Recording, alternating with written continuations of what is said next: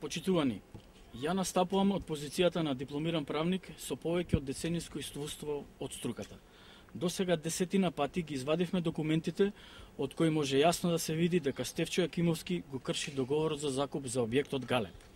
Во договорот за закуп за деловниот простор Галеб, кој што фирмата на Стефчо Јакимовски го случува со општина Газибава, во член 6 став 2 стои дека закупецот деловниот објект може да го издаде во подзакуп под услов закупнината да биде плаќана на закуподавачот директно од закупецот.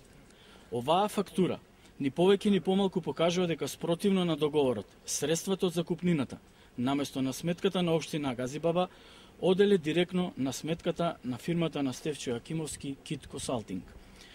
Ова не се документи кои ги измисли нити ВМРО ДПМН, нити господинот Бичиклиски. Овие документи кажуваат дека на сметката на фирмата во собственост на Стефчо Јакимовски, спротивно на договорот за закуп, биле вршени директни исплати, што не е во согласност со одредбите од основниот договор. Неговите најави за тужби се само израз на нервоза. На Стефчо му е јасно дека е фатен на дело и затоа го охрабруваме да го тужи не само Бичиклиски, нека го тужи цело ВМРО ДПМН. Вистината е една, единствена, Стефчо лаже и тоа ќе излезе на виделина. ВМРО ДПМН е навистина загрижена, но не поради митингот на СДСМ, туку поради тоа што Бранко Црвенковски останува на кормилото на СДСМ, како човек кој нанел убедлива штета во минатото и кој не ветува ништо подобро за граѓаните во иднина. Од партиска призма, тоа е добро за ВМРО ДПМН, но за жал тоа е исклучително лошо за државата.